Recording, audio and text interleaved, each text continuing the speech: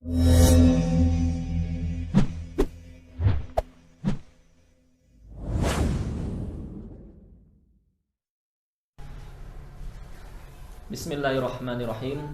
Assalamualaikum warahmatullahi wabarakatuh. Alhamdulillahi wa kafa, wassalatu wassalamu ala rasulillahi habibil mustafa wa ala alihi wa sahbihi wa man wafa. Amma ba'd. Alhamdulillahirabbil alamin, kita bertemu kembali di program Q&A Islam is Solution yang ketiga.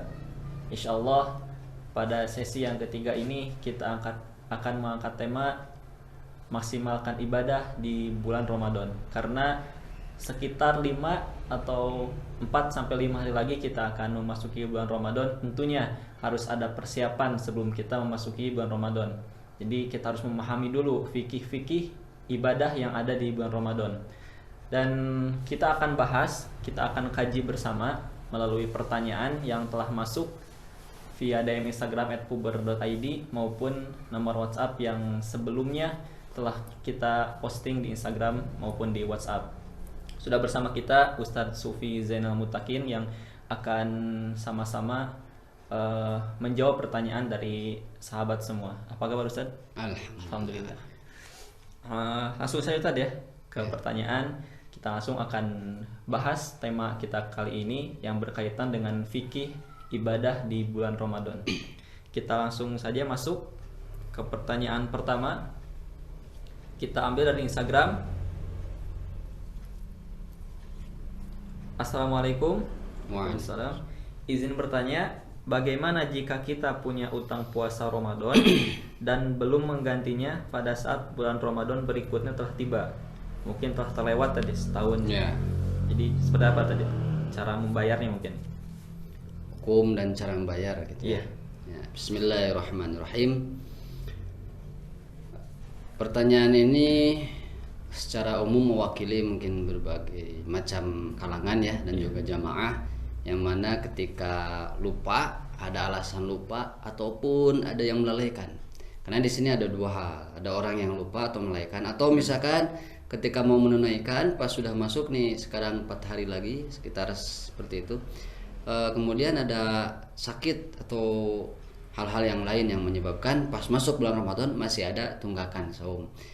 Nah, ini kenapa Allah itu mewajibkan Ramadan cuma di 1 bulan. Bayangkan kalau misalkan 2 bulan, 3 bulan, wah, ya, semakin itu berat. Semakin berat. Itu Allah Subhanahu wa taala sangat adil dan sangat memahami kondisi umatnya. Jadi di sana ada yang dimaksud dengan kita harus manajemen waktu. Manage waktu itu yang pertama. Yang kedua, kita memahami dulu hukum qadha. Ya, kalau dilihat dari Al-Qur'an, surah bisa dicatat ya, Al-Baqarah ayat 184, ayyaman ma'dudat faman kana minkum maridan aw 'ala safar fa'iddatun min ayyamin ukhra wa 'alal ladzina yutiqunahu fidyatun ta'amu miskin faman tatawwa'a khairan fahuwa khairul lah wa an tasumu khairul lakum in kuntum ta'lamun. Di sini barang siapa yang di sana ada halangan sakit ataupun hal-hal yang lain yang memberatkan, maka harus dibayar sesuai dengan jumlah hari. Berarti wajib ya. Qadha itu wajib sehingga harus ditunaikan selepas Ramadan beres ditunaikan. Nah, adapun yang misalkan masih ada tunggakan, nah di sini ada hal ketentuan-ketentuan. Jadi pertama, ketika sudah beres Ramadan wajib dilakukan lagi. Yang kedua, membayar. Jadi ada tambahan lain yang harus dilakukan oleh orang itu dengan cara menambah dengan fidyah seperti halnya orang yang hamil. Nah, bagaimana untuk fidyahnya? Memberikan ta'amu miskin 1 hari itu sesuai dengan jumlahnya, misalkan yang belum ditunaikannya 4 hari, maka memberikan ta'am makanan kepada 4 fakir miskin per hari 1 hari. Ukurannya seperti apa? 1 mud ya, 1 mud itu sekitar 543 gram. Ini yang disepakati. Nanti ada perbedaan, tapi yang kebanyakan itu 543 gram, atau secara mudah itu 1/4 dari 2,5 kilogram. Jadi dari zakat, kan zakat 2,5 kilogram ya beras, itu 1/4-nya. Jadi berikan, silakan. Kalau diperhitungkan misalkan kalau ke uang itu berapa? Sekitar 15.000 mungkin. 15 ribuan lah. Sekitar segituan. Satu porsi makan aja. Satu porsi makan aja berikan ke fakir miskin. Nah, jadi ada tanggung jawab yang harus dilakukan seperti itu. Nah, cuman yang harus digarisbawahi di sini adalah apapun alasannya, ya, misalkan karena lupa, karena melalaikan, karena yang lain halnya, itu wajib, ya, wajib dibayarkan. Jadi nanti pas sudah beres Ramadan harus segera dicatat. Jadi jangan dinanti-nanti, ya, jangan diakhir-akhirkan.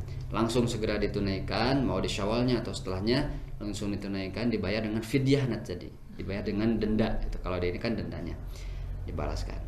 Nah, yang harus digarisbawahi lagi yang kemudian adalah ada beberapa ulama yang menyatakan bahwasanya sangat haram. Ada yang sampai derajat haram untuk mengakhirkan tadi membayar, ya, qadha itu. Ada yang sampai derajatnya haram ke sana. Tidak boleh karena ya tadi sudah masuk di bulan Ramadan. Nah, kalau ada yang Anda ya ataupun siapapun yang sudah seperti itu, maka segera taubat. Jadi kalau misalkan yang kemarin itu karena lupa. Nah, kalau karena lupa, ya insyaallah itu ada inilah ya, ada rukhsah, tapi tetap harus bayar gitu karena lupa. Aduh, lupa kemarin belum sempat nih. Tapi kan berapa? 11 bulan ya. 11 bulan kenapa bisa lupa gitu. Nah, tapi ya manusia itu tempat salah dan lupa. Jadi kalau misalkan ada seperti itu, misalkannya ada seperti itu, maka tadi harus dilakukan. Nah, itu yang kedua, kalau misalkan karena dilalaikan, nah ini harus segera bertaubat.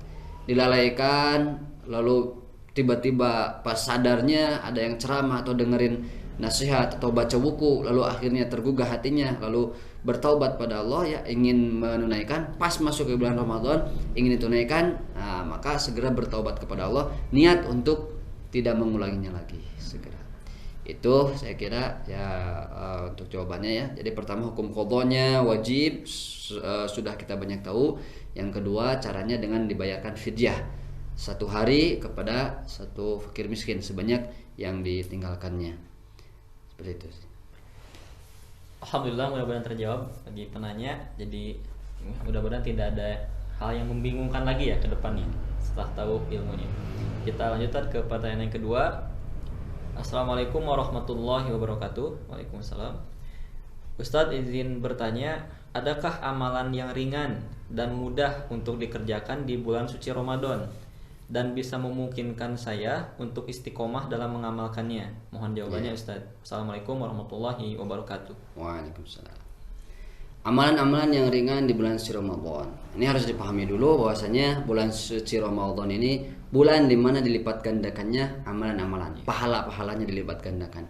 Artinya amalan apapun yang dilakukan, sekecil apapun, ketika niatnya ikhlas karena Allah sesuai dengan tuntutan Rasul, maka ini dilipat gandakan. Ya.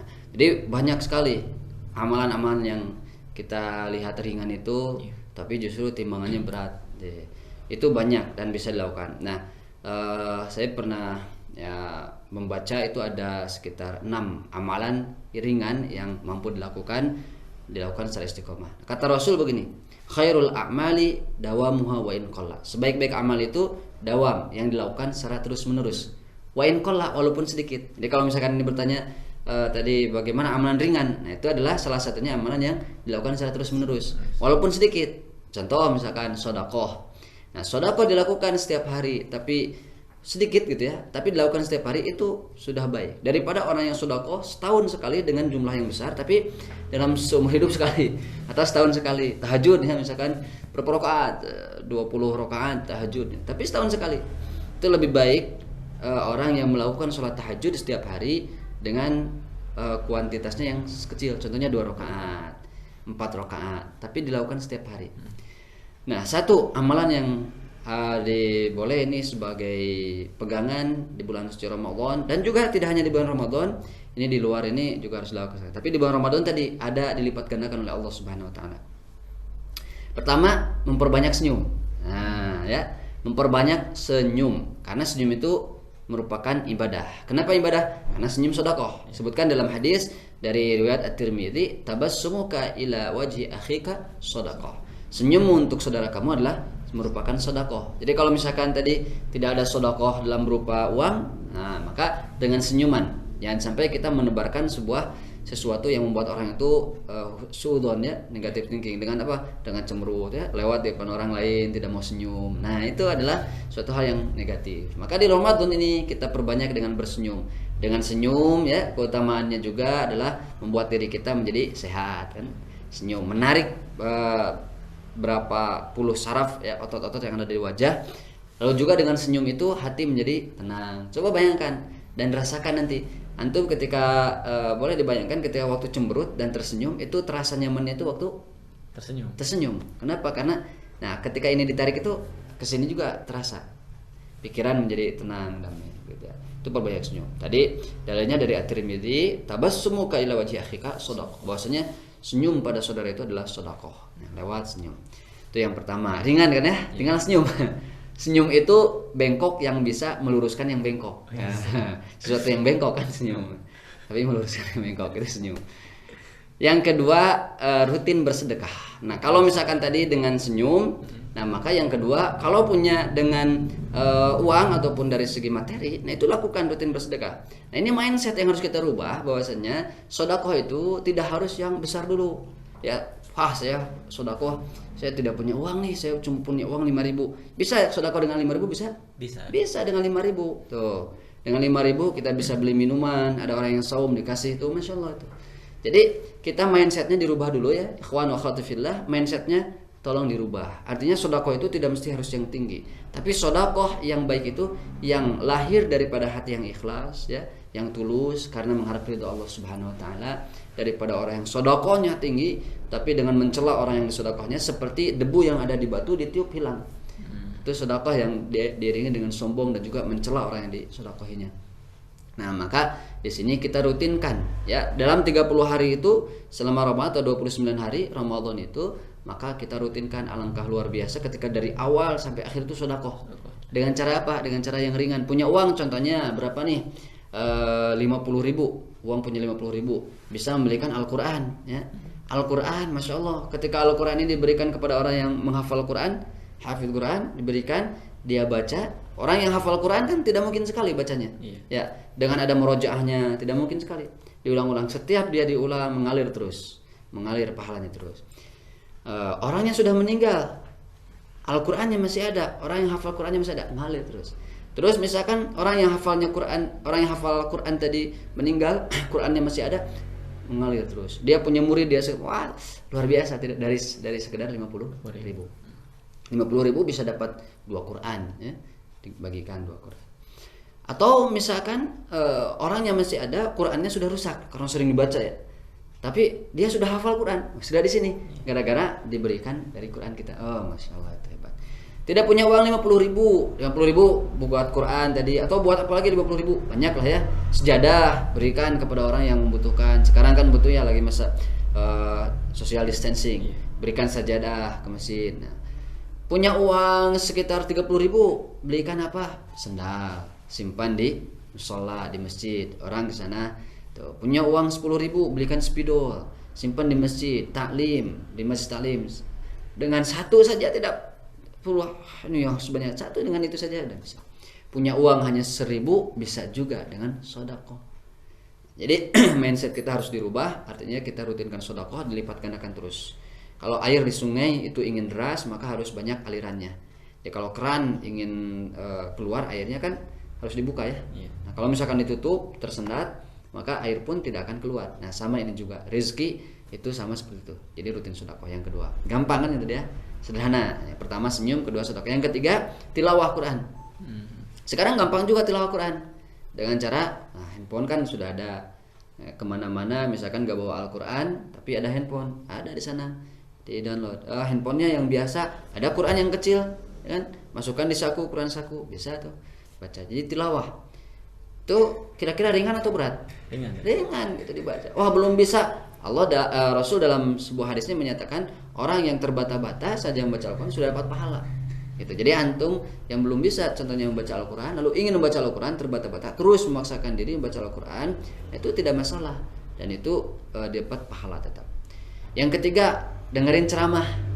Nah, bisa di-download ya di YouTube, siapa yang pilih yang kira-kira sesuai dengan Al-Quran dan Sunnah, gitu. Ataupun di kajian-kajian itu. Terus yang kelima, sholat sunnah. Nah, sholat sunnah itu kan nafilah, tambahan. Perbanyak sholat sunnah. Apalagi sekarang lagi musimnya di karantina, lagi musimnya di lockdown ya. Artinya banyak waktu untuk bisa kita berlama-lama melaksanakan sholat sunnah. Sholat apa? Contohnya duha, ya kan? 8 rakaat, 4 rakaat, 2 rakaat, itu tidak masalah. Sholat tahajudnya, sholat syukril wudunya, dan lain sebagainya. Itu sholat sunnah. Ringan kan ya? Ringan. Apa yang membuat berat? Diri kita, hati, aduh, malas. Aduh, banyak tuh ya. Pengennya banyak ini, segala macam. Nah, yang terakhir, yang paling mudah juga apa? Zikir. Dalam hadis riwayat Bukhari dinyatakan, ini kalau di Bulughul Maram di bab akhir itu ada dalam masalah doa itu, kalimatani saqilatani fil mizan khafifatani fil lisan. 2 kalimat yang mana nanti berat di timbangan, tapi ringan di lisan. Subhanallahi wa bihamdi. Subhanallahil azim, ya. Itu bisa praktekkan ini, subhanallah wa bihamdi, subhanallahil azim. Terus dilakukan dan ini akan menjadi berat di timbangan. Ringan ya, cuma diucapkan kan tadi, khafifatani fil lisan. Ringan dalam di lisan. Jadi kemana pakai motor, subhanallah wa bihamdi. Nah, istiqomah. Nanti antum dengan istiqomah kan pilih di sana itu. Kalau misalkan tidak mau semua, ya tidak semuanya tidak bisa, maka silakan mau 4 mau yang 5-nya. Nah, zikir saya kira ini mudah lah. Senyum kan tinggal diginikan ya. Senyum, ada orang katanya senyum. Yang awalnya cemberut, senyumkan dengan ikhlas. Zikir bisa sambil motor, sambil mobil, apapun kan bisa. Gitu. Kunci istiqomah, nah itu adalah dari kunci istiqomah itu salah satu syaratnya istiqomah itu adalah terus kita evaluasi diri. Jadi orang bisa istiqomah itu karena dia evaluasi diri. Hasibu qabla an tuhasabu. Hisablah diri kita sebelum kita dihisab. Evaluasi.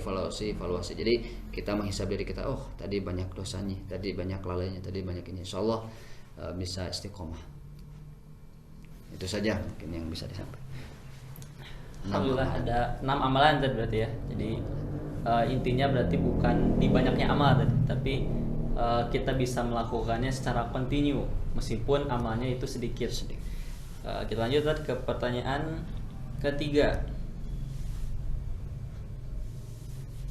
Assalamualaikum, Ustaz, izin bertanya. Kalau misalnya nanti pas Ramadan masih dalam situasi seperti ini, maksudnya wabah tadi virus corona, apakah masih harus ditunaikan zakat fitrah? Kalau masih harus seperti apa pelaksanaannya? Syukron Ustaz. Ini terkait zakat fitrah kan? Ya, zakat fitrah. Ramadan itu ada zakat fitrah nanti. Kalau yang kita tahu bahwasanya zakat fitrah itu termasuk ini pendapat Ibnu Hazm, zakat fitrah harus ditunaikan sebelum sholat Id. Di sehari ataupun pas sebelum sholat Id. Kalau Ibnu Hazm ini berpendapat kalau yang ditunaikan sebelum itu maka tidak sah. Setelah sholat Id. Sebelumnya juga. Jadi sebelumnya juga itu pendapat Ibnu Hazm, satu pendapat. Nah, pertama itu nanti akan saya jelaskan juga. Pertama dari awal dulu bahwasanya hukum zakat itu adalah wajib. Ya, termasuk pada rukun Islam. Zakat, tunaikan zakat itu wajib, mengeluarkan zakat harus ditunaikan karena merupakan kewajiban orang yang muslim, kewajiban muslimin. Nah, tapi ada suatu masalah. Ada suatu masalah itu kalau dalam keadaan kondisi seperti ini, yaitu ada social distancing, ada apalagi tadi lockdown ya, ada lain sebagainya, kekhawatiran muncul virus ini bisa menyebar karena nanti ada sentuhan, ada komunikasi ya, ada dekat. Bagaimana nih? Nah, ini alhamdulillah di kita ini jauh sebelum hari ini MUI, Depak juga Kemenag ya, Kementerian Agama itu sudah memberikan solusi. Dan ini juga para ulama dulu sudah memberikan solusinya. Nah, ada hal-hal yang harus dilakukan. Pertama tadi pola dasarnya adalah hukum daripada zakat itu apa? Wajib. Jadi harus ditunaikan. Jadi kalau ditanyakan tadi apakah harus menunaikan? Tetap, karena wajib. Seperti halnya sholat. Nah, namun tadi sholat kan di masjid. Nah, sekarang sholat di rumah saja. Itu kan ada caranya. Jadi kalau tidak di masjid, di rumah. Karena apa? Karena ada virus ini. Jadi tetap wajib hukumnya. Nah, lalu bagaimana? Ada sekitar 4 hal yang harus kita perhatikan di sini. Pertama, bisa membayar zakat itu sebelum Ramadan. Ya. Jadi ini pendapat sebagian ulama termasuk ulama Hanafiyah. Nah, mengeluarkan zakat sebelum Ramadan itu dibolehkan. Tergantung alasannya apa. Nah, sekarang ini dari Depak dari sana sudah menjelaskan bahwasanya boleh mengeluarkan zakat sebelum Ramadan. Cuman ini dikembalikan lagi ya kepada pengurus tempat. Karena di sini ada sosialisasi. Di antum nanti yang bertanya ini silakan bisa ditanyakan langsung ke pengurus tempat. Karena ada badan amil zakatnya ya, ada pengurus-pengurusnya di sana. Itu yang pertama dulu. Jadi boleh. Sekarang nih belum masuk Ramadan itu dibayarkan. Cuman nanti dari pertanyaan ini juga ada beberapa pendapat lagi. Tadi ya ada 3 pendapat. Pertama Ibnu Hazm itu harus sebelum sholat Id tadi. Kalau dilakukan apalagi setelahnya ya itu sudah tidak bisa. Sebelumnya, nah maka ini tidak bisa. Pendapat yang kedua itu adalah harus minimalnya itu maksimal 1 atau 2 hari sebelum sholat Id. Jadi kalau jauh-jauh hari itu tidak bisa. Jauh-jauh hari tidak bisa. Nah, berarti pendapat Ibnu Hazm yang pertama ini tergugurkan karena juga kurang kuat ya, pendapat Ibnu Hazm ini kurang kuat. Dia boleh ditunaikan sehari atau 2 hari sebelum sholat Id dengan berbagai macam sumber dan juga alasan-alasan yang itu sahih insyaallah. Nah, yang ketiga yang kejadian sekarang seperti ini, nah ini boleh ditunaikan sebelum Ramadan malahan, sebelum Ramadan tiba. Nah, bagaimana caranya? Tadi konfirmasi atau komunikasi dengan pengurus tempat. Bagaimana di sana? Apakah di sana melakukan hal yang dianjurkan oleh dari pemerintah juga, ataupun misalkan ada solusi-solusi yang lain seperti itu ya? Misalkan di sana ada menaikkan nanti aja 1 hari atau 2 hari atau pas masuk Ramadan, nah itu ditunaikan, itu boleh. Jadi nanti komunikasi ya, antum silakan komunikasi. Yang kedua, pengelolaan zakat. Nah, bagaimana pengelolaannya di sini harus meminimalisir sesuai dengan apa yang terjadi sekarang. Jadi kalaupun misalkan di sana ada nanti ditunaikan nanti pas Ramadan atau 1 hari 2 hari sebelum sholat Id, maka di sana harus ada sesuai dengan SOP ataupun protokol sekarang ya. Jadi social distancing-nya harus ada. Terus sterilisasi ruangannya harus ada. Jadi pas masuk disterilkan, dicek dulu dan lain sebagainya. Ketika aman silakan diserahkan. Lalu yang ketiga bisa jemput bola. Jadi ngambil. Amilinnya nanti datang ke rumah-rumah, door to door diambil lalu dikumpulkan.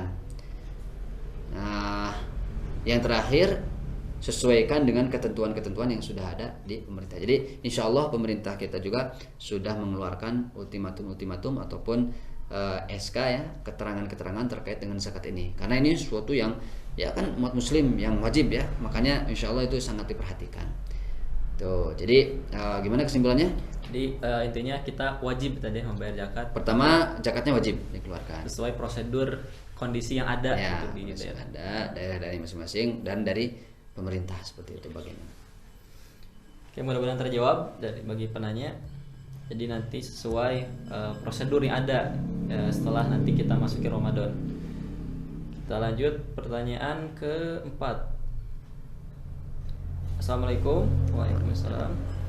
Afwan izin bertanya, apa tanda-tanda puasa yang diterima oleh Allah Subhanahu wa taala?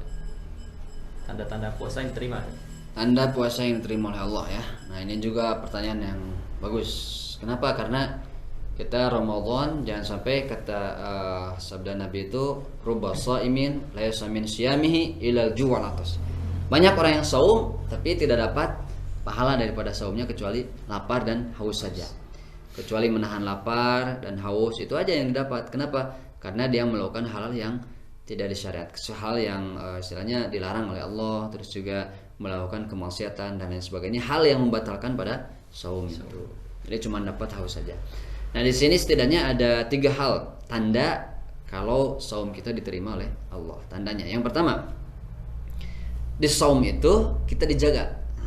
Saum itu kan siam itu artinya ada penahanan diri. Saum ya, pembakaran. Yang pendapat lain menyatakan membakar. Membakar apa? Membakar dosa-dosa. Membakar hawa nafsu kita. Makanya suatu saat ada sahabat yang bertanya kepada Rasul. Nah, dia itu syahwatnya selalu naik. Maka kata Rasul, bagaimana saum? Ya kan ya, tidak bisa menahan syahwatnya. kuncinya adalah saum. Dengan saum itu apa? Dibakar diri kita sehingga syahwat-syahwat bisa luntur, bisa lunak, bisa diturunkan seperti itu. Saum. Jadi pembakaran dosa. Nah, maka tandanya orang yang diterima saumnya oleh Allah adalah tidak melakukan berbuat dosa kembali setelah Ramadan itu, ya. Dari Yahya bin Mu'az berkata, barang siapa yang beristighfar dengan lisannya sedangkan hatinya bertekad untuk bermaksiat. Dia istighfar nih, tapi hatinya ingin bermaksiat. Kan begitu ya? Dan azamnya adalah kembali kepada kemaksiatan, maka itu tandanya berarti selama 1 bulan itu saumnya tidak diterima oleh Allah Subhanahu wa taala. Jadi saum ya saum, terus dia maksiat ya maksiat. Apalagi ketika Ramadannya berbuat dia saum, maksiat jalan ya. STMJ. Nah, STMJ. Sholat terus maksiat jalan, saum terus maksiat jalan. Apalagi seperti itu, waduh, itu sudah tanda kehancuran. Artinya dia ya tidak ada berkah dalam hidupnya. Karena tujuan dari saum itu kan sudah kita pada paham. Untuk apa? Menjadikan orang yang bertakwa. La'allakum tattaqun, menjadi bertakwa. Nah, takwa ini adalah khauf, takut pada Allah. Orang yang takut pada Allah kira-kira melakukan maksiat atau tidak? Ya, tidak mungkin. Misalkan kita mau keluar nih, takut ada polisi di luar itu ya. Pasti kan wah rapi, pakai SIM, pakai apa segala macam, helm. Tapi kalau tidak dalam pikiran itu, nggak ada polisi di luar kan, nggak pakai helm, santai. Malahan pakai kaos saya keluar. Gitu. Keluar. Tapi ini kalau takut pada Allah, itu ke manusia aja gitu. Ini kalau sudah takut sama Allah, karena Allah melihat ya, basirun, Allah Maha melihat, samiun, Allah Maha mendengar. Okay? Berarti di sana muncul ketika Ramadan itu dibakar dirinya tuh. Aduh, dosa-dosa dulu, sering berkata yang negatif, mendengarkan yang negatif, melihat yang negatif. Maka ketika semacam seperti itu, dia hati-hati. Muncul dari takut dulu kan, takwa. Dari takut muncul hati-hati, hati-hati dalam bertindak, sehingga di luar bulan suci Ramadan pun tetap dia selalu berhati-hati. Artinya dia tidak melakukan dosa kembali. Nah, itu tandanya yang satu. Yang kedua, oleh Allah diberikan taufik. Taufik amal soleh setelahnya diberikan oleh Allah Subhanahu wa taala, dia taufik amal soleh, melakukan amal soleh. Setelah tadi meninggalkan dosa, maka yang kedua dia berbuat amal soleh. Kenapa? Karena di Ramadan itu kan digembleng 30 hari atau ditatar, dididik untuk apa? Tilawah, menghindari maksiat kan. Mau bicara kotor juga kan, aduh saya sedang saum nih, takut batal, takut dosa kan, itu ya, hati-hati. Orang yang saum kan walaupun sendiri di rumah ada makanan tetap gak mau. Kenapa? Sana ada taufik untuk amal soleh. Nah, ini kalau tanda diterima ketika keluar bulan Ramadan tetap ada. Gitu ya. Jadi diberikan amal soleh. Mau sedekah, i'tikaf, salat, tahajud, qiyamul lail, qiyamul Ramadan dilaksanakan. Adanya apalagi berbuat ya sunnah, saum-saum sunnah dilakukan. Lalu amal-amal yang lain lah, berbuat amal soleh, termasuk amal-amal yang soleh itu diberikan oleh Allah pancaran taufiknya oleh Allah Subhanahu wa taala. Jadi kalau orang setelah Ramadan, nah dia sedikit amal soleh, berarti tandanya tidak diterima itu Ramadan. Yang ketiga, tertanam istiqomah menjalankan kebaikan yang dilakukan setelah Ramadan. Ibnu Rajab mengatakan kembali melakukan saum setelah Ramadan itu adalah tanda diterimanya saum Ramadan. Nah, nanti ada saum Syawal ya. 6 hari itu dilakukan, lalu mereka orang-orang melakukan, itu tandanya diterima saum. Kenapa? Karena orang yang giat ataupun dalam dirinya termotivasi untuk melaksanakan sunnah, termasuk saum sunnah. Nah, itu adalah tanda diterima oleh Allah. Tadi yang nyambung ke yang kedua, diberikan taufik melakukan amal soleh. Jadi yang ketiga ini istiqomah. Orang istiqomah, kan ya. Dari Ramadannya banyak tilawah di luar Ramadan dilanjutkan, sholat di luar Ramadan dilanjutkan, dan lain sebagainya. Nah, ini tiga ini. Kalau misalkan hilang ini, wah masalah. Setelah Ramadan berbuat maksiat lagi, berbuat dosa lagi, tidak terima. Itu menurut sebagian daripada para ulama menyatakan 3 hal ini. Jadi di awal Ramadan ini silakan antum berniat dengan sekuatnya, niat sama Allah, ya Allah, saya ingin di Ramadan ini menjadikan Ramadan ini sebagai momentum buat saya membersihkan jiwa saya, membakar semua dosa saya, semua hawa nafsu saya, dan saya ingin menjadi orang yang bertakwa. Nah, niat. Kalau tidak diniatkan di awal itu ya dosa. Jadi kunci utama di awal itu niat. Ya, pas masuk Ramadan niat. Niatnya tidak niat nawaitu shauma ghadin anada, tidak itu saja, niatnya benar doa kepada Allah, ya Allah saya ingin benar-benar Ramadan ini Ramadan yang terbaik ya Allah. Coba kalau misalnya sudah niat gitu, Ramadannya baik, lalu meninggal di tengah, masya Allah, itu luar biasa. Setelah Ramadannya dilihat. Jadi Ramadan itu sebagai sebagai pondasi atau sandaran ya, sandaran untuk melihat bagaimana dia 11 bulan setelahnya, itu kan ya, 11 bulan setelahnya, karena di sana dididik. Berarti intinya tadi diterima atau tidaknya nanti dilihat setelah Ramadan. Setelah Ramadan. Berarti amalan kalau diterima berarti setelah Ramadan itu lebih semangat harusnya. Ya. Itu secara syariatnya, tapi kan Allah ya yang maha tahu hakikatnya. Allahu alam, ini sekedar pendapat dari beberapa ulama. Allahu alam, Allah yang maha menerima. Baik, kita lanjut pertanyaan ke-5 Ustaz. Dari WhatsApp. Assalamualaikum. Waalaikumsalam. Tadi izin bertanya, saya pernah berbekam ketika puasa Ramadan, tapi kata teman saya gak boleh. Pertanyaannya, boleh tidak Dad berbekam ketika puasa Ramadan? Ya. Ketika sedang berpuasa maksudnya tadi. Saya ketika Ramadan ya puasa. Bekam. Ya. Kalau bekam dompet boleh. Sedot isinya sedot. Berbekam itu ada dalam, saya baca dalam Nailul Autor, lalu dalam Bulughul Maram, dalam kitab-kitab itu dinyatakan ada 2 hadis yang kontroversi. Ada 2 hadis yang memang ini bertentangan. Tapi nanti dilihat, dikumpulkan, nanti kita ambil kesimpulannya. Pertama, betul tadi dinyatakan bahwasannya berbekam itu membatalkan. Hadisnya mana? Hadisnya dari riwayat Imam yang 5, rawahul khamsah, kecuali At-Tirmidzi. Nah, harus dipahami dulu ya oleh yang melihat tayangan ini, bahwasanya bekam itu mengeluarkan darah. Dikeluarkan darah dari titik-titik, biasanya di punggung, ya kan, di kepala, di sini juga ada, di kaki. Nah, itu dikeluarkan darahnya. Sehingga orang yang dikeluarkan darah kira-kira lemas atau tidak? Lemes. Ada lemes ya. Setelah dibekam itu ada sebagian orang yang merasakan lemes. Tapi ada juga sebagian orang yang merasakan biasa saja atau segar malahan. Kenapa? Karena darah kotornya sudah terambil. Jadi bekam itu mengeluarkan darah kotor yang ada dalam tubuh di balik kulit. Di balik kulit ini diambil, ditarik dulu, lalu nanti ditusuk sehingga darahnya keluar. Nah, ini berisiko mengakibatkan tubuh jadi lemas. Sehingga kalau tubuh lemas, maka Ramadannya menjadi lemas. Ya, dipicu oleh bekam ini. Nah, ini pendapat sebagian orang yang menyatakan Ramadan dibekam di waktu Ramadan ini, waktu saum ini batal. Merujuk kepada hadis yang tadi diriwayatkan oleh Imam yang 5, rawal khamsah. Tadi aftaral hajim wal mahjum, telah berbuka ataupun batal ya orang yang hajim, orang yang berbekam dan yang membekamnya. 2. Jadi yang membekamnya batal, yang dibekamnya juga batal. Karena yang membekam juga itu mengeluarkan energi juga. Ya, dipijit dulu, dibekam, terus di sana ada hawa ya, dari darahnya yang keluar. Tapi kalau tidak pakai masker, alat-alat pelindung yang lainnya. Nah, itu selama sekitar setengah jam atau 1 jam melakukan bekam, itu lumayan juga menguras juga. Apalagi kalau yang dibekamnya 2, 3, 4. Jadi kata Rasul, sabda Rasul itu aftaru al hajim wal mahjum, berbuka dua-duanya. Nah, ini hadis yang pertama. Nah, ini dikeluarkan munculnya 9 Hijriah, tahun ke-9 Hijriah. Nah, muncul lagi tahun 10 Hijriahnya, yang mana ini disebutkan oleh para ulama menutup tadi ya, menghapus dalil yang di awal, karena dari Ibnu Abbas dalilnya ini kuat, diriwayatkan bahwasanya oleh Bukhari, dikeluarkan oleh Bukhari bahwasanya Nabi berhijamah atau dibekam ketika sedang ihram, dan Nabi berhijamah berbekam ketika sedang saum.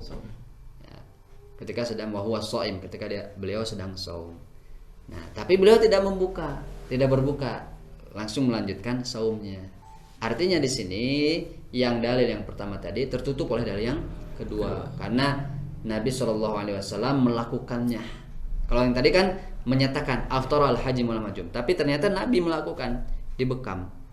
Nah, dibekam, sehingga ini keterangan mengambil kesimpulan para ulama sepakat bahwasanya hadis atau dalil yang kedua ini yang diambil, dan saya juga mengambil dari dalil yang kedua ini.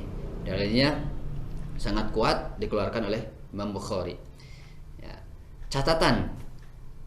Nanti kalau antum mau dibekam, nah berbekamlah ke yang sudah profesional. Yang sudah profesional sehingga dicek dulu kondisi darahnya. Kan orang tahu sebelum dibekam itu dicek dulu darah rendah kah, tinggi tekanan darahnya. Kalau darahnya rendah, nah itu dibekam, itu cenderung pasti lemes. Jadi dicek dulu. Kalau yang misalkan dibekam ke teman ataupun yang belum paham tentang bekam, itu dianjurkan jangan, karena bisa jadi ada tadi efek-efek samping yang tidak tahu bisa lemes kah atau bagaimana ya. Jadi dicek dulu kondisi suhu tubuh, kan itu dicek dulu. Itu catatannya. Kalau misalkan antum pingin dibekam bulan Ramadan, kalau dalam siangnya keadaan lemes, bisa di waktu di malam hari. Nah, jadi ketika sudah taraweh contohnya lalu dibekam, itu boleh-boleh saja. Jadi kalau di sini ada dua kesimpulan. Pertama, kalau antum tidak mempermasalahkan daripada hadis yang kedua tadi, bahwasanya Nabi melakukan bekam juga, jadi antum meyakini bahwasanya bekam ini tidak batal, dan itu yang saya yakini, dengan dibekam tidak batal dengan catatan tadi, dengan melakukan cek dulu dan lain sebagainya, maka silahkan. Yang kedua, kalau misalkan ingin dibekam tetap, lalu meyakini aduh takut batal, takut lemas, maka lakukan di malam hari. Itu solusinya. Oke, baik, mudah-mudahan terjawab. Kita lanjut ke pertanyaan selanjutnya. Berarti pertanyaan ke-6, Ustaz.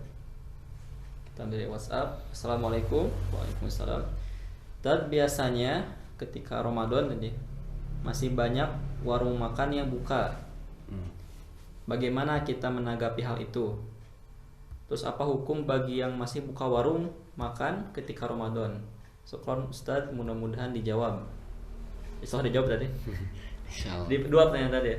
Bagaimana menanggapi hal itu dan hukum bagi yang masih buka warung ketika Ramadan di siang hari, maksudnya tadi ya, malam hari.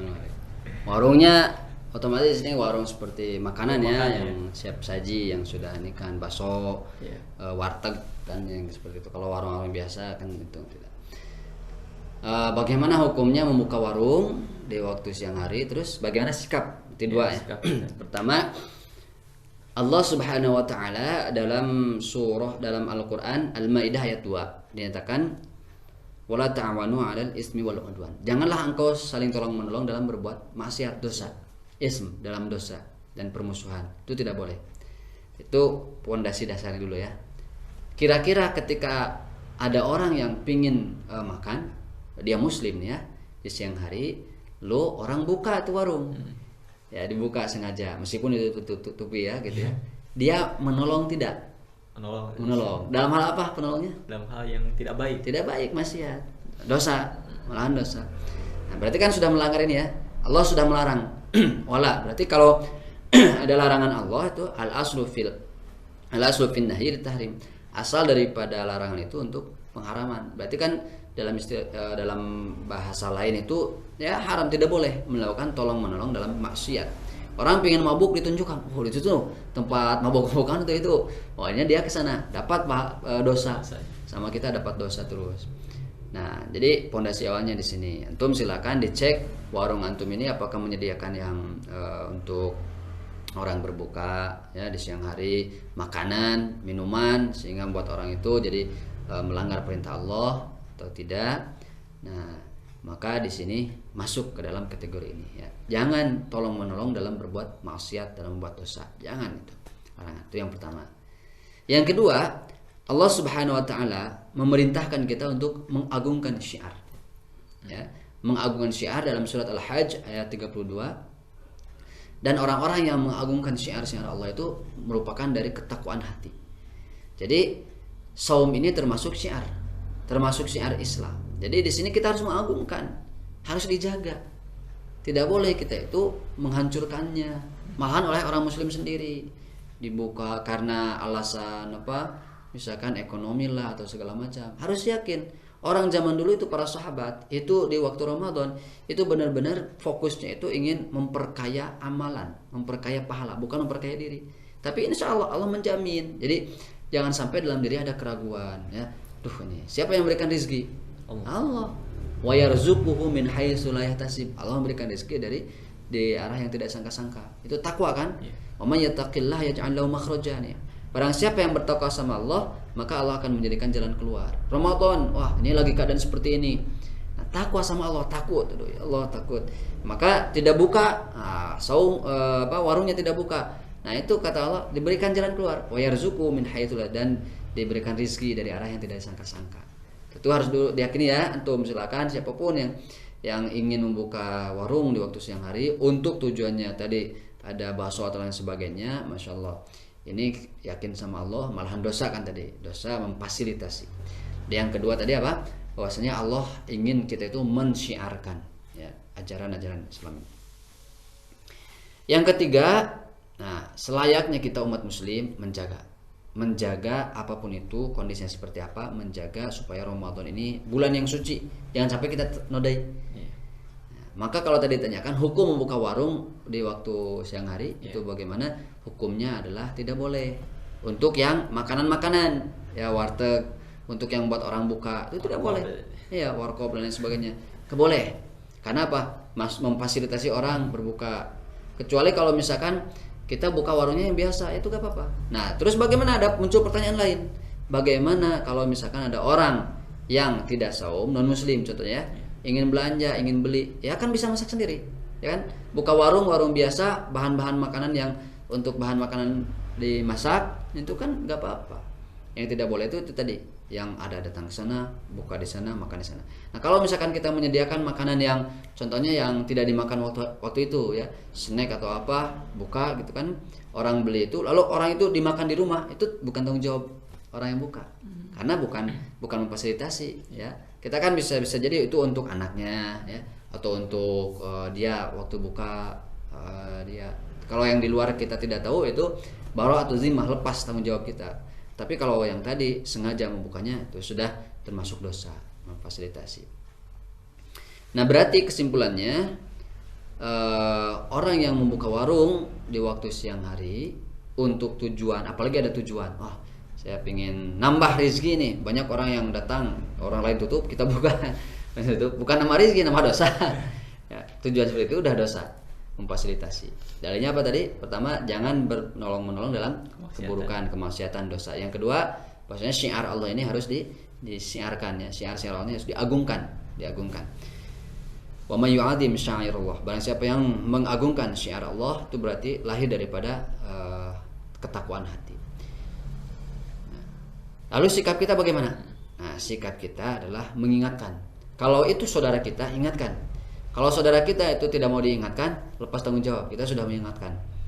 Ya, dengan cara yang baik-baik juga, ya kan? Orang buka diberikan sesuatu yang baik-baik. Ya, tidak perlu kita merusak dan sebagainya. Kan ya ada itu silakan, ada pendapat masing-masing lah ya. Ada yang memang yang menutup dengan cara paksa dan lain sebagainya, itu dengan pendapatnya dengan ijtihadnya masing-masing melakukan hal semacam itu. Tapi kalau saya pribadi dilakukan dengan cara yang baik-baik saja supaya orang itu paham, dan insya Allah jika sudah paham bisa. Dan ini juga boleh silakan disebarkan supaya orang memahami gitu ya. Mudah-mudahan terjawab. Jadi intinya kita tidak boleh tadi menolong dalam hal kemaksiatan. Dan itu salah satunya termasuk ketika buka warung makan di siang hari pada bulan Ramadan. Kita lanjut ke pertanyaan ke-7. Assalamualaikum Ustaz. Dan ketika sedang puasa Ramadan dan mimpi basah ketika tidur siang, apakah batal puasanya? Mimpi basah. Ya, di siang hari berarti tadi. Mimpi disiram. Mimpi basah di siang hari. Nah, apakah itu termasuk membatalkan atau tidak? Hal yang membatalkan saum, pertama makan, kan? Ada yang masuk makanan, yang kedua minum, masuk lewat tenggorokan. Yang ketiga berbuat jima atau berhubungan suami istri di siang hari. Nah, itu yang membatalkan saum, atau hal yang lain yang cenderung hal yang maksiat yang dilakukan terus berulang. Contohnya berdusta, membicarakan orang lain. Itu ada, membicarakan orang lain berulang terus, ghibah. Itu bisa masuk ke ranah batal saumnya ya, menurut beberapa pendapat ulama. Tapi Meskipun tidak disebutkan bahwasanya itu membatalkan, tapi para ulama berpendapat ketika itu dilakukan secara terus-menerus, itu kan maksiat tadi, termasuk maksiat. Berarti kan tidak ada pahala, mengurangi pahala, hilang pahalanya dan bisa membatalkan. Dan buat apa saum? Tadi masuk kepada hadis Nabi, rubba shaimin, yang banyak orang yang saum tidak dapatkan apa yang didapatkan dari saumnya kecuali rasa lapar dan haus. Nah, kalau mimpi basah bagaimana? Mimpi basah itu bukan keinginan kita. Nah, orang tidur lalu tiba-tiba dari tidur itu mimpi basah, lalu pas bangun kok basah itu ya di siang hari. Nah, berarti tidak membatalkan. Ya, karena yang dimaksud dengan jima berhubungan di sini itu adalah ketika bersentuhannya. Suami istri langsung syahwat di sana terjadi, langsung ya seperti itu. Nah, kalau misalkan ini mimpi basah di siang hari tidak, tapi tetap wajib mandi, kan? Mandi ya wajib. Terus nanti ada pertanyaan, kalau misalkan mimpi basahnya ataupun ini untuk yang tadi mimpi basah kan sudah jelas ya, tidak membatalkan saumnya, lanjutkan saumnya lalu mandi. Yang kedua, kalau ada suami istri nih, suami istri ini berhubungan. Nah, ketika sahur itu belum mandi, sahur dulu, lalu adzan, kan? Adzan subuh, otomatis kan sudah habis ya waktu sahurnya. Tapi dua ini belum mandi. Nah, ini hukumnya bagaimana? Ini boleh lanjutkan karena itu tidak termasuk pada hal yang tadi membatalkan. Kalau melakukan hubungannya sebelum saum, melaksanakan saum. Seperti itu. Kalau pas hubungannya setelah saum itu sudah jelas ya, batal begitu. Makanya di sini harus hindari tontonan ya. Orang kan ya garis bawahi lagi bahwasanya ketika Ramadan itu hindari dari maksiat. Maksiat apa? Pikiran, hati ya. Hindari tontonan yang dapat menuntun untuk meningkatnya syahwat. Nah, hindari perkataan, bayangan-bayangan dan lain sebagainya.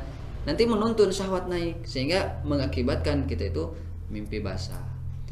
Nah, dalam mimpi basah mungkin orang ya dalam mimpinya walau alam ya banyak yang melihat atau merasakan segala macam ya. Nah, di sana ada syahwat yang bergejolak, tapi tidak tidak membatalkan. Itu. Artinya tidak membatalkan puasa ya, kalau misalnya hanya mimpi basah. Kita lanjut pertanyaan ke-8. Assalamualaikum warahmatullahi wabarakatuh. Bolehkah menggunakan obat pencegah haid agar bisa full puasa Ramadan? Syukran Ustaz. Obat pencegah haid. Haid. Pernah nyoba? Hadirin wal hadirat rahimakumullah. Bagaimana hukumnya pencegahan haid? Artinya orang supaya tidak keluar haidnya selama 1 bulan itu dengan niat taat melakukan saumnya full. Nah, ini ada niat lagi ini karena innamal a'malu binniyat wa innamal likulli imri'in ma nawa. Ini hadis niat ini cuma satu jalurnya. Jadi seorang itu dapat apa yang dia niatkan dan amalan itu tergantung pada apa yang dia niatkan. Nah, ini juga tergantung niatnya apa. Misalkan saya ini gak mau qadha, gak mau terbebani Allah qadha ya. Ada niatnya lagi supaya saya ini kerja supaya tidak hamil dulu kan ya. Ada itu supaya haidnya di stop. Nah, kalau niatnya seperti ini bagaimana supaya ingin niatnya supaya taat? Ini ada beberapa pendapat juga. Yang pertama, sebagian ulama membolehkan selama tidak ada resiko yang besar kan. Misalkan resikonya itu terjadi nanti itu mandul permanen, naudzubillah, ataupun resikonya nanti terjadi pada rahim, pada tubuh jadi bengkak atau lain sebagainya, naudzubillah itu ya. Sebagian ulama itu berpendapat, termasuk ini juga Imam Ibnu Baz itu berpendapat bahwasanya untuk mencegah haid dengan tujuan taat sama Allah, beribadah pada Allah supaya saumnya full. Nah, ini dibolehkan selama tidak ada tadi resiko yang besar, permanen ataupun sementara. Resiko sementara, ini resikonya sementara itu tidak boleh juga karena sudah termasuk pada menzalimi diri sendiri. Itu jangan. Kalau misalkan Anda paham bahwasanya itu dapat membahayakan. Itu yang pertama boleh. Yang kedua, bagi wanita yang mengkonsumsi penahan haid dihukumi suci. Jadi selama haid itu misalkan ya dia itu mengkonsumsi, tadi ngambil yang pertama ya dibolehkan, lalu mengkonsumsi itu, dikonsumsi ini tidak ada keluar sama sekali darah, itu dipandang bersih, kering ya, tidak ada haid, kering. Tapi ketika ada darah walaupun sedikit, nah maka itu sudah muncul haid, sudah batal, sah, saumnya sudah tidak sah, sudah batal. Dan nanti diperhatikan, nanti mengkonsumsi lalu kering, tidak ada keluar, lalu saum, tiba-tiba pas waktu sore ini ya ada sedikit, oh ini apa nih basah, dilihat, oh ada bercak, ada darah yang keluar, meskipun sedikit itu sudah batal. Tuh, jadi dihukumi tadi suci. Nah, yang kedua juga itu termasuk membolehkan ya. Dari Syekh Mustafa Al-Adawi dalam kitabnya Jami' Ahkam An-Nisa juga mengatakan seperti itu, artinya dibolehkan. Nah, yang ketiga ini dari pendapat dari Syekh Al-Utsaimin. Al-Utsaimin mengatakan bahwasanya tidak dianjurkan untuk wanita mengkonsumsi. Nah, mengkonsumsi apa namanya? Tadi obat untuk penahan haid. Ini tidak dianjurkan. Kenapa? Mengambil daripada hadis-hadis Nabawi bahwasannya haid ini termasuk fitrah perempuan. Haid juga termasuk ketentuan Allah. Ya, haid ketentuan Allah Subhanahu wa taala yang harus dilewati oleh perempuan itu, wanita itu. Nah, sehingga ketika melanggar fitrahnya termasuk pada hal-hal yang kurang baik gitu ya, fitrahnya. Jadi suatu saat dalam keterangan dinyatakan Siti Aisyah ini sudah melaksanakan dalam haji wada, tawaf dan lain sebagainya, lalu tiba-tiba nangis. Nah, Nabi bertanya, kenapa engkau menangis ya Aisyah? Nah, beliau menyatakan, saya sakit. Sakit apa? Merasakan haid keluar. Nah, maka kata Nabi, jangan nangis karena itu sudah ketentuan Allah yang diberikan kepada engkau. Jadi bagi wanita, kalau saya ambil sarannya jangan hindari, gitu ya. Syekh Al-Utsaimin juga mengatakan meskipun ada pendapat tadi yang membolehkan, tapi saya kalau ketika bertanya bagaimana nih, saya sarankan tidak boleh. Ayo kita ikuti aja jalur yang sudah ada, ya. Panjang lah, 11 bulan itu panjang. Jadi kalau misalkan di Ramadan ini ada beberapa hari ya, 7 hari tidak melakukan, nah di luar Ramadan itu panjang juga bisa. Apakah sama? Nanti lakukan ibadah-ibadahnya sama, tetap dapat pahala. Nah, sehingga di yang akhir yang harus digarisbawahi adalah orang yang haid juga, perempuan yang haid juga tetap akan mendapatkan pahala. Ini takut misalkan kalau misalkan tidak saum, takut tidak dapat pahala, tidak. Tetap orang yang haid selama dia itu di Ramadan itu haid 7 hari ataupun kurang atau lebih, nah itu tetap mendapatkan pahala, ada amalan yang bisa membuat dia pahala. Contohnya apa? Zikir, boleh kan zikir? Subhanallah, subhanallah, subhanallah. Sedekah kan boleh, tetap pahalanya tetap tanpa mengurangi pahala seperti orang yang saum, tetap pahalanya akan dapat dilipat gandakan di sana. Jadi jangan khawatir ya, karena ingin taat tujuannya ataupun apapun itu, tetap ayo gak usah lah. Ini juga dari dokter ada yang mengatakan ada risiko juga, meskipun sebagian orang belum paham, tetap ketika menahan darah haid itu kan mengeluarkan darah kotor. Nah, sehingga di sana ada risiko. Sehingga kalau misalkan tidak tahu, tiba-tiba ada muncul risiko yang besar, akibat dari itu kan sudah menzalimi. Ya. Mudah-mudahan terjawab dan tidak ada kebingungan lagi ya. Bagi ini khususnya akhwat tadi. Akhwat ya. Ikhwan nggak mungkin. Okay. Kita lanjut ke pertanyaan ke-9, Ustaz. Assalamualaikum warahmatullahi wabarakatuh. Waalaikumsalam. Ustaz izin bertanya, masalah doa berbuka puasa. Oh, ini masalah tadi. Masalah. Apa hukumnya jika tidak membacanya ketika berbuka? Kemudian bagaimana cara yang benar dalam berbuka puasa? Berarti dua poin yang berbeda. Yeah. Hukum tidak membaca doa ketika berbuka dan bagaimana cara yang benar dalam berbuka puasa. Kalau fikum Ustaz. Doa dulu, pahami dulu hukum doa dan makna doa ya. Hukum berdoa itu adalah sangat-sangat diperintahkan oleh Allah. Jadi berarti hukumnya harus wajib kita berdoa pada Allah. Tapi nanti diklasifikasikan doanya yang seperti apa. Ya, jadi pondasi dasarnya dulu hukum doa itu wajib. Ud'uni astajib lakum dan lain sebagainya. Banyaklah di Al-Qur'an ya untuk kita doa. Ad-du'a silahul mu'minin. Doa itu silah senjatanya kita umat muslim. Berdoa. Sehingga kalau kita salah dalam berdoa selain pada Allah sudah musyrik, dosa. Artinya doa itu adalah merupakan tauhid. Dalam tauhid itu kan uluhiyah, yaitu amalan hamba kepada Allah. Kita berdoa minta sama Allah dan Allah senang, suka ya. Allah itu bagi orang yang berdoa itu adalah senang sekali. Dan orang yang tidak berdoa, yang tidak mau berdoa, tidak mau melakukan permintaan pada Allah itu sudah sombong. Jadi jangan kebalik, wah saya mah gak mau berdoa lah, saya Allah Maha Tahu. Wah itu merupakan suatu yang rendah hati, padahal salah, itu sombong. Allah sudah menyuruh kan gitu ya, sudah menyuruh kita untuk berdoa. Yang kedua, dalam hadis yang diriwayatkan oleh At-Tirmidzi dinyatakan, man lam yas'alillah yaghdab alaih. Barang siapa yang tidak atau belum meminta pada Allah, maka Allah yaghdab, marah padanya. Tentunya marah Allah dengan marahnya kita kan beda. Allah Maha Rahman Rahim. Nah, maksud di sini Allah marah artinya sangat sayang sama kita. Ayo minta. Man lam yas'alillah yaghdab alaih. Barang siapa yang tidak meminta, belum meminta sama Allah Subhanahu wa taala, ya Allah marah sama dia. Berarti tadi ya kalau dikerucutkan, hukum dari berdoa itu adalah wajib, harus, sebagai ketentuan umat muslim. Dilihat dari keseluruhan, maka hukumnya adalah wajib. Kalau dilihat dari klasifikasi secara rinci, maka hukum doa itu adalah sunnah. Nah, doa apa? Contohnya begini. Ada doa yang dianjurkan oleh Rasul Shallallahu Alaihi Wasallam ketika memakai pakaian, ketika makan. Ya, doa gitu ya.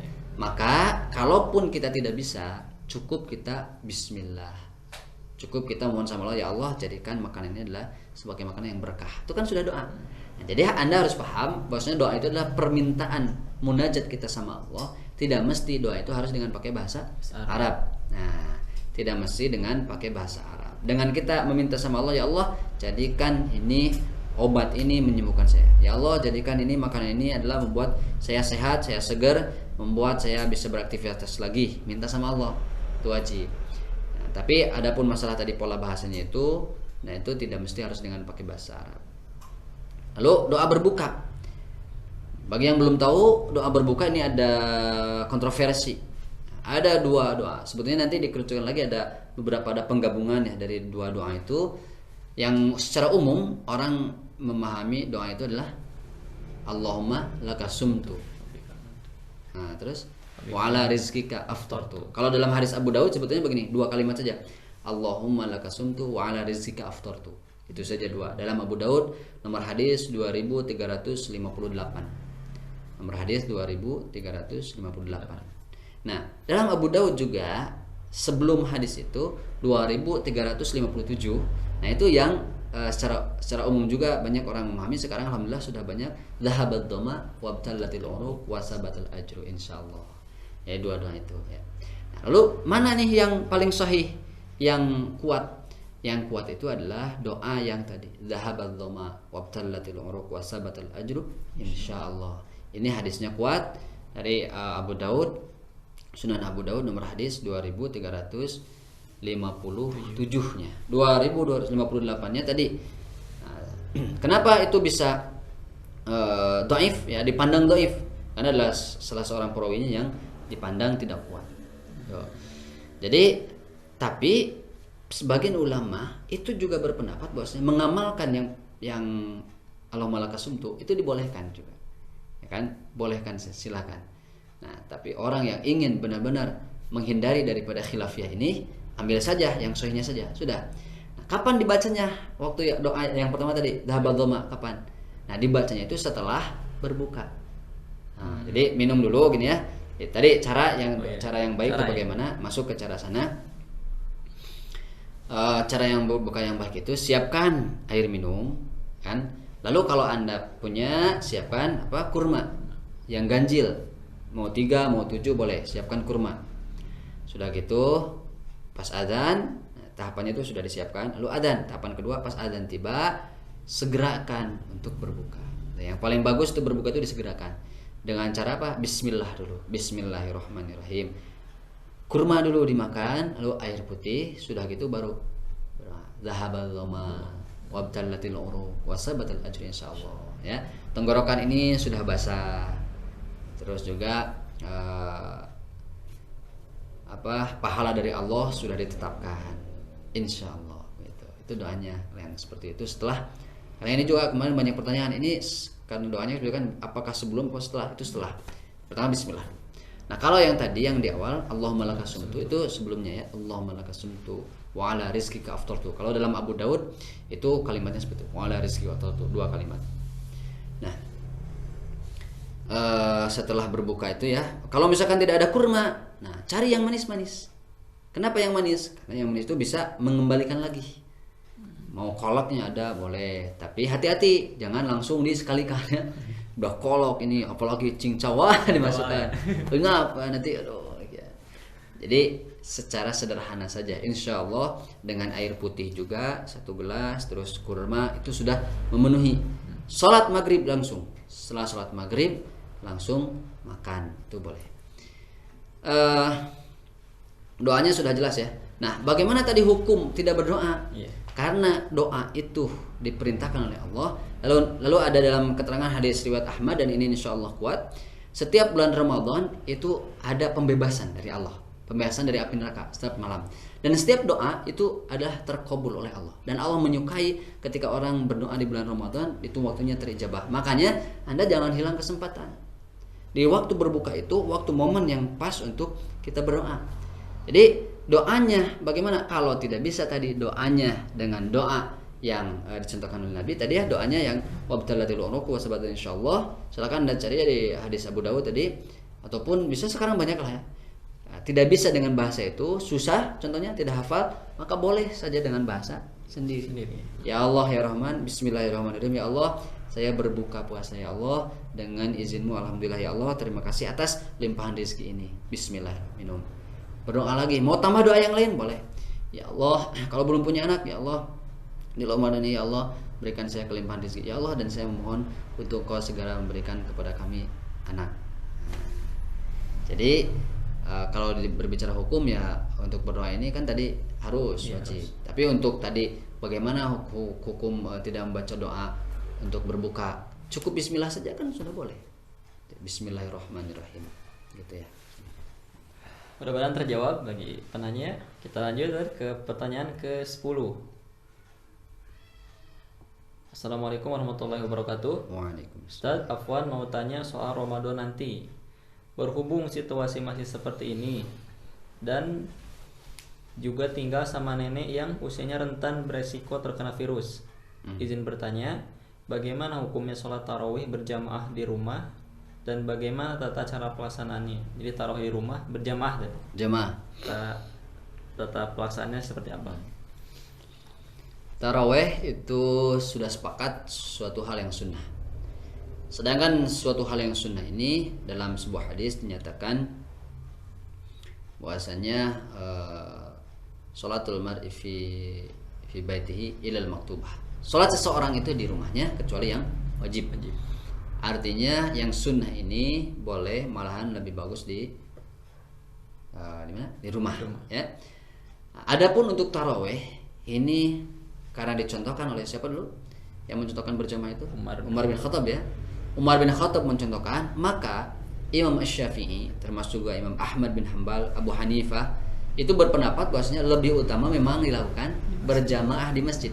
Ya, jadi ini antum bahwasanya Imam Syafi'i, Imam Ahmad bin Hanbal, Imam Abu Hanifah, kecuali Imam Maliki, nanti ada Imam Maliki berpendapat itu tiga mazhab ini menyatakan lebih baik dilakukan di masjid dan berjamaah. Ini unsur pendidikannya ada, mendidik supaya ya kan belum tentu ya di rumah ada gangguan yang lain, tiba-tiba ada apa akhirnya tidak aja tarawihnya.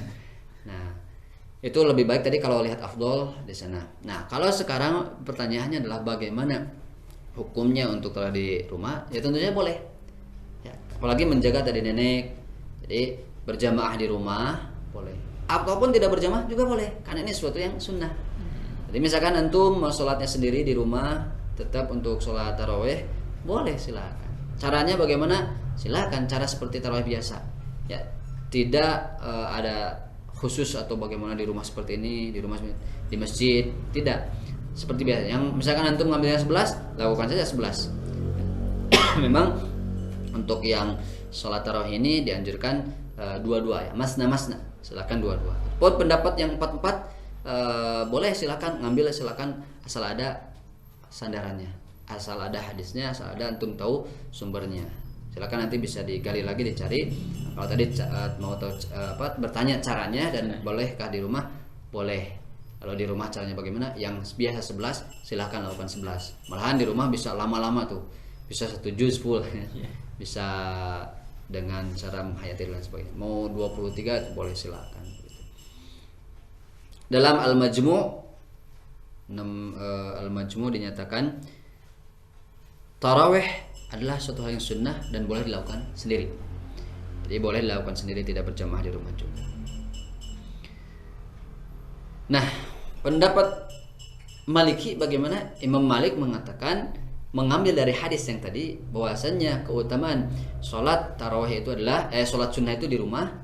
Nah, selain yang wajib kan dilakukan masjid ya, maka Imam Malik ini menyatakan bahwasanya lebih afdal itu dilakukan secara sendiri dan juga di rumah. Tuh. Allahu a'lam bishawab. Silakan antum kembali. Kalau pendapat saya gini, boleh silahkan di rumah ya dilakukan, dan juga mau berjamaah mau tidak boleh karena itu sunnah. Yang mau di masjid itu juga boleh juga. Dan kalau misalkan di rumah itu antum cenderungnya misalkan malas ataupun malahan tidak khusyuk, di masjid saja bergabung. Tapi dalam keadaan sekarang corona ya, virus seperti ini, apalagi ya dalam keadaan seperti ini yang dianjurkan oleh pemerintah sekarang sudah ada anjurannya tarawih dihilangkan di Istiqlal sudah tidak ada tarawih dan juga sudah tidak ada buka bersama. Maka ini tadi ke yang tadi boleh saja silakan di rumah.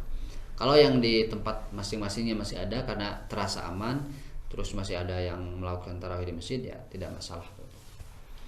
Berarti intinya boleh tadi di rumah. Boleh. Pelaksananya seperti di masjid aja tadi, bisa berjamaah atau sendiri juga malah bisa. Oke. Oh, itu pertanyaan terakhir tadi yang masuk. Jadi ada 10 pertanyaan tadi. 10 ya. Itu pertanyaan terakhir, dan kami ucapkan kepada para penanya jazakumullah khairan katsira telah mengajukan pertanyaannya kepada kami, dan mudah-mudahan terjawab semua pertanyaan yang telah Ustadz jawab. Dan kami ucapkan juga jazakallah khairan kepada Ustadz Sufi yang telah menyempatkan waktunya untuk bisa menjawab pertanyaan-pertanyaan yang telah masuk, yang telah sahabat-sahabat semua ajukan kepada kami. Mungkin cukup sekian di program Q&A Islam is Solution yang sesi ketiga ini. Mudah-mudahan kita bisa bertemu kembali di sesi yang selanjutnya. Amin. Kita tutup dengan alhamdulillahirabbil alamin. Subhanakallahumma wa bihamdika asyhadu an la ilaha illa anta astaghfiruka wa atubu ilaik. Wassalamualaikum warahmatullahi wabarakatuh. Waalaikumsalam.